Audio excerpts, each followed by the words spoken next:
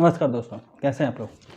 मैं हूं आपका दोस्त अमित कुमार दुबे और स्वागत करता हूं आपका आपके अपने YouTube channel what, when and how में।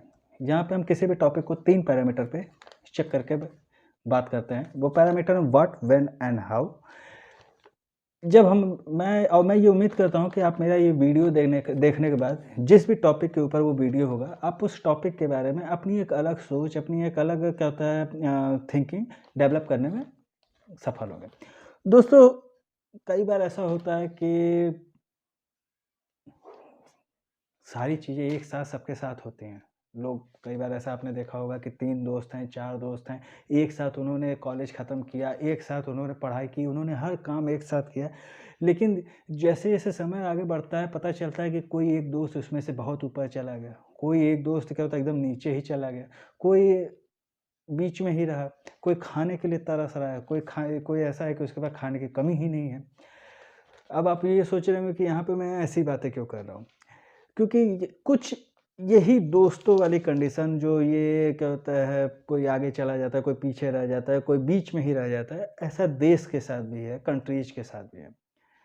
अगर एक टाइम फ्रेम की बात करें, एक टाइमिंग की बात करें तो हमारा देश जब आज़ाद हुआ तो नियर अबाउट उसी के साथ पाकिस्तान भी ऑब्वियसली सी बात है आज़ाद हुआ। अगर हम इन दोनों देशों की तुलना करें तो आज देखिए हमारा इंडिया कहीं आगे है। और वहीं दूसरी अगर पाकिस्तान की बात करें, तो आए दिन क्या होता है तख्ता पलट, सैन्य तख्ता पलट, कुछ न कोई मतलब होता ही रहता है वहाँ पे। मतलब वो शांत नहीं रहते हैं और इसका खामियाज़ा हमें भी भुगतना पड़ता है। जब वो खुद नहीं शांत रहते तो हमको भी शांत नहीं रहने देते हैं। वो उनमें से हैं। नहीं कुछ होगा तो आतंकवादी भेज देंगे, नहीं कुछ होगा तो बम बम ब्लास्ट कराएँगे, नहीं कुछ होगा तो कुछ करेंगे। मतलब खैर, तो पाकिस्तान के बारे में बात करना बेकार है, वो पाकिस्तान को इतनी तवज्जो नहीं देनी चाहिए। आज हम बात करते हैं एक तीसरे दोस्त की, जो कि इंडिया का दोस्त है और नियर अबाउट वो भी उसी समय आज़ाद हुआ था, उससे 1 साल के अंतराल पे। लेकिन वहाँ पे भी हालात कमोबेश वही हैं जो कि पाकिस्तान के हैं। जी हाँ, अगर आपने अंदाज़ा लगा लिया होगा तो आप सही समझ रहे हैं। हम बात कर रहे हैं म्यांमार की। यहाँ पे इस समय सैन्य तख्ता पलट हुआ है। वहाँ की जो क्या होता है लीडर हैं आंग सान सू की, उनको भी नज़रबंद कर लिया गया है और उनके साथ-साथ वहाँ के प्रेसिडेंट विन मिंट को भी नज़रबंद कर दिया गया है, गिरफ्तार कर लिया गया है। ऐसा आरोप है कि जो रिसेंटली इलेक्शंस हुए हैं, उन्होंने उसमें धोखेबाज़ी की। अब देखिए, पाकिस्तान का इतिहास तो हम लोगों को पता है कि वो मतलब जब से वो आज़ाद हुआ है, तब से वहाँ पे ये सारी चीज़ें होती चली आ रही हैं। चाहे पहले वहाँ के जो पहले प्रधान राष्ट्रपति रहे हों वो या क्या होता है कोई भी रहा हो, उनके साथ ये चीज़ें चली आ रही हैं। जो वहाँ के पहले प्रधानमंत्री हैं थे उनके साथ या अभी जो भी चल रहा है। अभी जो क्या होता है हैं वहाँ के प्रधानमंत्री, वो भी उनके साथ भी उनको भी डर लगा ही रहता है कि हाँ, कहीं हमारे तख्ता-पलट ही ना हो जाए। तो ये सारी चीज़ें वहाँ पे चलती रहती है, तो वहाँ का कोई इतना वो नहीं। लेकिन म्यांमार की बात करें तो वहाँ का भी इतिहास कुछ अलग नहीं है। आज हम बात करते हैं म्यांमार के क्या होता है बारे में कि आखिर वहाँ का इतिहास क्या है? जो ये रिसेंटली घटना हुई, आखिर इसका बेस क्या है? कहाँ से इन चीज़ों की शुरुआत हुई? तो मैं बताऊँ कि इन चीज़ों की शुरुआत जब म्यांमार क्या होता है आज़ाद हुआ था तभी से है। स्टार्टिंग में 1948 में म्यांमार देश आज़ाद हुआ। उस समय इसका नाम म्यांमार नहीं था, उस समय उसका नाम बर्मा था। ब्रिटिश उपनिवेश के बंधनों से आज़ाद हुआ था बर्मा। 1958 में सरकार की भूमिका में आई। वहाँ पे जो वहाँ के रूलिंग पार्टी थी Anti Fascist People's Federation league एएफपीएफएल, ठीक है? और मतलब क्या होता है ये कह सकते हैं कि इसके जो प्रधानमंत्री बने जो 1948 में जब बर्मा आज़ाद हुआ, तो इसके जो प्रधानमंत्री बने वो यूनू बने। यूएनयू, यूनू, ये प्रधानमंत्री बने। इनकी जो पार्टी थी वो थी Anti Fascist People's Federation League, clear? 1958 में और क्या होता है इस पार्टी में 2 फाड़ हो गया किसी वजह से, क्या होता है 2 फाड़ हो गया। तब वहाँ के जो सेना के चीफ ऑफ स्टाफ जनरल थे नी विन, वो अंतरिम प्राइम मिनिस्टर बनाया गया उनको। भाई अब उस पार्टी में 2 फाड़ हो गया तो भाई अब सेना को कमान लेना पड़ा। सेना के अधिकारी नी विन जो हैं वो अंतरिम प्राइम मिनिस्टर बने उसमें। चूँकि नी विन 1949 में चीफ ऑफ स्टाफ नियुक्त किए गए थे, तो उनको सेना की पूरी पावर दे दी गई थी कि हाँ भैया आपके पास सेना की पूरी पावर है, सेना आपके अंडर में है। तो अब यहीं से जो है आप समझ लीजिए कि किसी एक बंदे को सेना का पूरा अधिकार दे दिया गया कि हाँ, आपके पास सेना का अधिकार है, आपके कहने से सेना हिलेगी, आपके कहने से सेना बैठेगी। तो सोचिए वो अब पर्सन जो चाहे वो कर सकता था। अब इसके बाद क्या होता है, 1960 में इलेक्शंस होते हैं। उस समय फिर यूनू जीत जाते हैं और नीविन जो कि क्या होता है स्टाफ क्या होता है वो जनरल स्टाफ थे, वो सत्ता सौंप देते हैं यूनू को कि हाँ भाई ये लो। लेकिन 2 साल बाद 1962 में फिर वो तख्ता पलट कर देते हैं। मतलब उनके हाथ से ये क्या होता है सरकार की बागडोर अपने हाथ में ले लेते हैं। ये पहला ऐसा क्या होता है मिलिट्री तख्ता पलट था जिसमें कोई भी क्या होता है खून खराबा नहीं होता, इसीलिए इसे ब्लडलेस कॉप भी कहा जाता है। न्यू विन ने पीएम बनते ही बहुत काम किए, नो डाउट बहुत काम किए। अभी मैं आपको उनके काम की फिर लिस्ट सुनाऊंगा तो आप कहेंगे कि अच्छा ये भी काम होता है। उन्होंने फ्री मीडिया जो है, मीडिया को बैन कर दिया, बाजार का उदारीकरण किया, हेल्थ केयर यानी सबके लिए हॉस्पिटल्स और ये सारी चीज़ें फैसिलिटीज फ्री कर दी।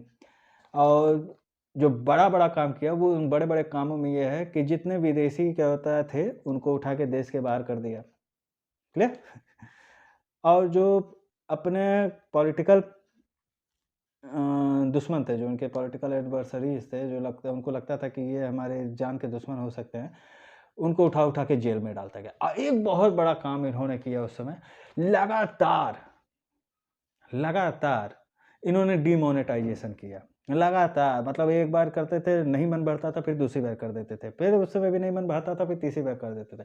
डिमोनेटाइजेशन से तो आप सभी लोग परिचित होंगे कि क्या होता है। उस समय इनका ये तर्क होता था कि ब्लैक मार्केटिंग को रोकने के लिए ये डिमोनेटाइजेशन कर रहे हैं। अब इस डिमोनेटाइजेशन की वजह से क्या हुआ, जो वर्मा की इकोनॉमी थी वो क्या होता है घटती चली गई, गिरती चली गई। इन्फ्लेशन मतलब महंगाई बहुत ही ज़्यादा बढ़ गई और क्या होता है अनएम्प्लॉयमेंट तो जो था वो था ही। इन सबसे वहाँ की जनता एकदम त्रस्त हो गई, परेशान हो गई। और फिर क्या हुआ कि 1987 में इन्होंने दोबारा मोनेटाइजेशन किया, जिसकी वजह से ये इस डिमोनेटाइजेशन ने जनता की गाढ़ी कमाई, जो भी जनता की बेचारी की गाढ़ी कमाई थी भाई अपने यहाँ पे जो हमारे देश में हुआ था, यहाँ का डिमोनेटाइजेशन तो तभी बेहतर था। वहाँ का डिमोनेटाइजेशन आप सोचिए कि क्या होता है, बार बार एक ही चीज़, तो जनता बेचारी जो कमा धमा के रखी थी वो डूब गई, जिसकी वजह से वो विद्रोह पे उतर गई। अब जब विद्रोह पे उतरी तो 1988 में नी विन को, जो क्या होता है एसपीपी के चेयरमैन है, जो क्या होता है वहाँ के स्टाफ क्या होता है सेना का पोस्ट था, उस चेयरमैन पद से हटा दिया गया। और जब वो उनको हटाया गया तो उनकी जगह पे सा माउंग चेयरमैन बने। उन्होंने जब भाई अब उनको जब ये सा माउंग चेयरमैन बने तो उन्होंने जनता का विश्वास जीतने के लिए the state law and order restoration council का गठन किया। मतलब क्या होता है लोगों का विश्वास जीतने के लिए उन्होंने काउंसिल का गठन किया। और इसी समय, इसी टाइम पीरियड में, इसी टाइम ड्यूरिंग में जो आज उस समय इस समय वहाँ के जो सबसे बड़े क्या बड़ी राजनीतिक हैं आंग सान सू की, उन्होंने एनसीडी का गठन किया। अब इस उद्देश्य से कि भाई जो भी राजकाज होगा, जो भी क्या होता है राज्य होगा, वो लोकतांत्रिक होगा, ऐसा होगा कि उसमें सेना का दखल नहीं रहेगा। फिर एक दौर वो भी आया 1989, जब वर्मा का नाम बदलकर म्यांमार कर दिया गया और इसकी राजधानी रंगून का नाम बदलकर यंगून कर दिया गया। 1990 में चुनाव होते हैं। इस चुनाव में एनएलडी जो है वो जीत जाती है, यानी आंग सान सू की जो पार्टी है वो जीत जाती है। और ये यहाँ पे ये क्या होता है आपको सोच के सुन के आश्चर्य होगा कि ये जो चुनाव हुए थे ये सरकार गठन के लिए नहीं था, ये चुनाव संविधान सभा की गठन के लिए था।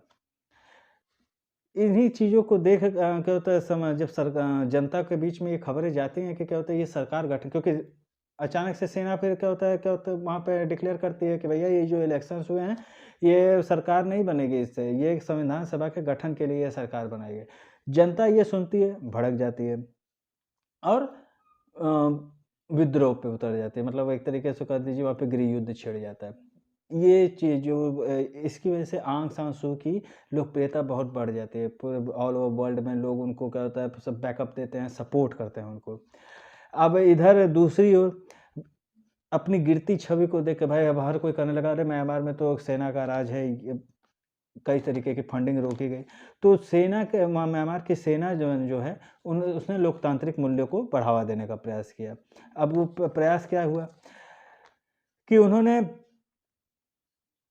मतलब लोगों को रियायतें देनी शुरू की हैं, लोगों से क्या होता है बातें क्या होता है लोगों का विश्वास जीतने शुरू किए कि हाँ, सेना का जो शासनकाल है वो बेहतर है और आपको हम लोकतांत्रिक व्यवस्था देंगे, आप अपने हिसाब से जो चाहे वो कर सकते हैं, किसी भी धर्म को अपना सकते हैं, किसी भी जगह आप पूजा कर सकते हैं। ये सारी चीज़ें वहाँ सेना ने करना शुरू किया।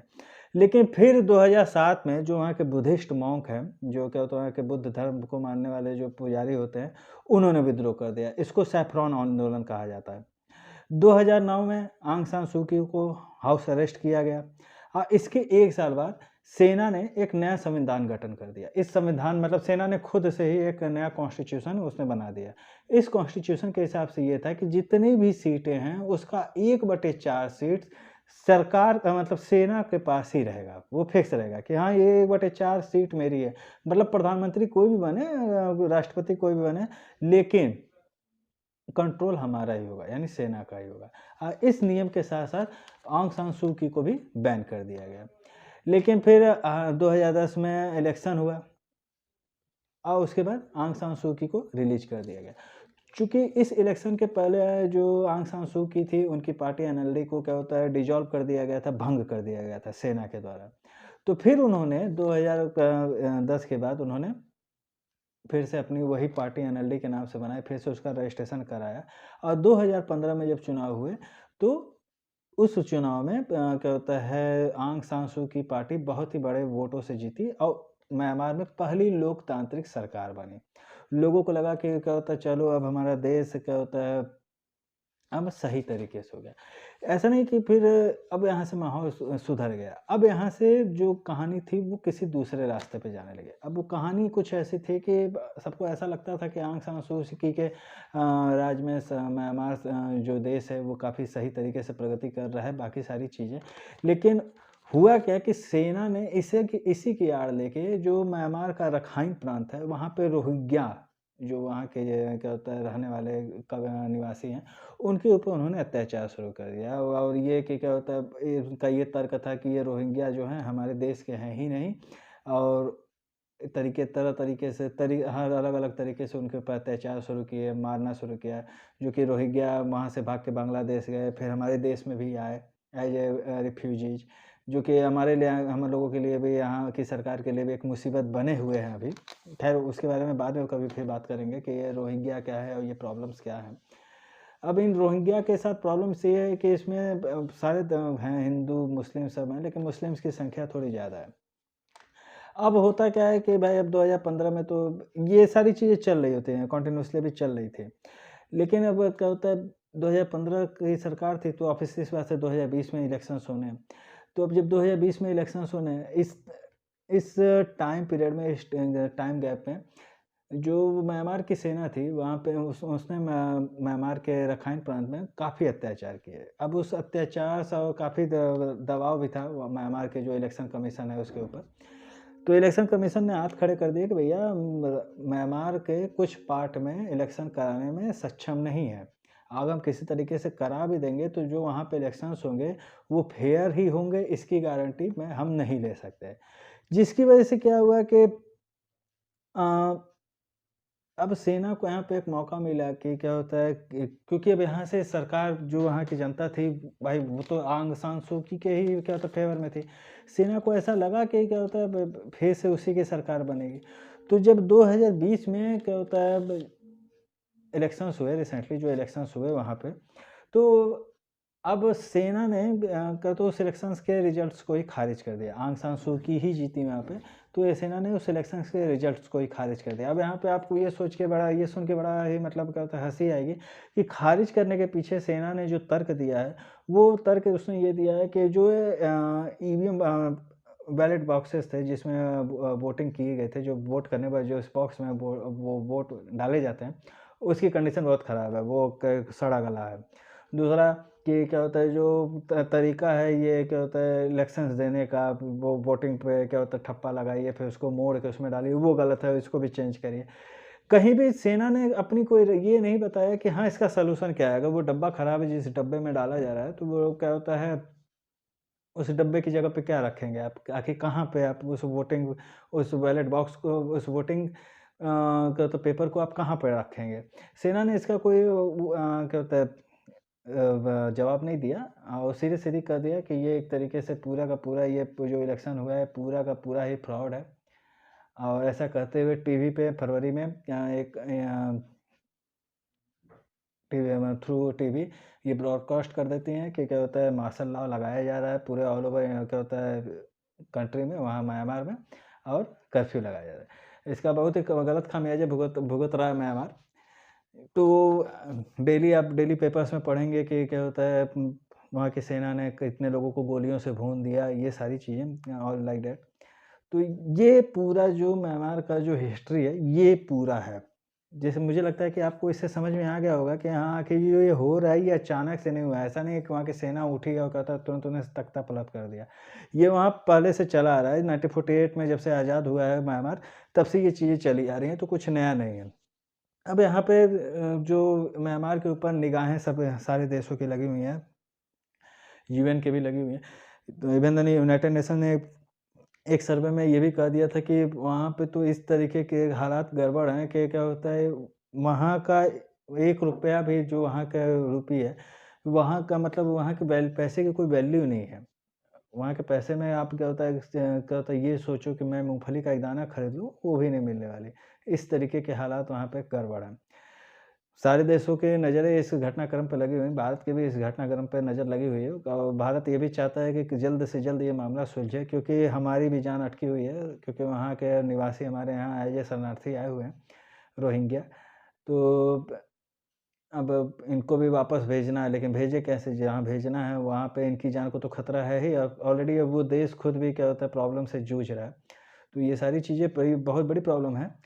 लेकिन अब देखते हैं आगे क्या होता है, क्या जो भी घटनाक्रम होंगे उस हिसाब में सरकार का जो भी भारत सरकार का जो भी डिसीज़न होगा वो देखा जाएगा, और जो भी डिसीज़न आएगा उनके बारे में मैं आपको अपडेट कराता रहूँगा। और इसी के साथ मैं आपका दोस्त अमित कुमार दुबे आपसे विदा लेता हूँ, और उम्मीद करता हूँ कि अगर अभी तक आपने मेरे चैनल को सब्सक्राइब नहीं किया है तो आप मेरे चैनल को सब्सक्राइब करेंगे, इस वीडियो को पे कमेंट ज़रूर करेंगे और बताएँगे कि आपको ये वीडियो कैसा लगा, और साथ में लाइक और अपने दोस्तों के साथ शेयर ज़रूर करेंगे। अगर अभी तक आपने मेरे चैनल को सब्सक्राइब नहीं किया है तो ज़रूर कर लें, और हाँ, बेल आइकॉन दबाना मत भूलिएगा, ताकि मेरे द्वारा बनाए हुए वीडियो की नोटिफिकेशन मिले सबसे पहले आपको। क्योंकि यहाँ पे हम उन्हीं टॉपिक्स के बारे में पूरी थॉरोली में बात करेंगे जिन टॉपिक्स को जानने के लिए हम सारे क्यूरियस होते हैं, चाहे वो किसी भी फील्ड से रिलेटेड हो, स्पोर्ट्स से रिलेटेड हो, पॉलिटिक्स से रिलेटेड हो, या किसी और चीज़ से रिलेटेड हो। तो अगर आपको इनके अलावा किसी और सब्जेक्ट या किसी और टॉपिक के बारे में अगर आपको एक वीडियो चाहिए, अगर आप जानना चाहते हैं कि ये टॉपिक क्या है, ये पूरा उसके बारे में एनालिसिस करना चाहते हैं, तो कमेंट बॉक्स में कमेंट करके ज़रूर बताइएगा। तब तक के लिए गुड बाय, गुड नाइट, सबा खैर।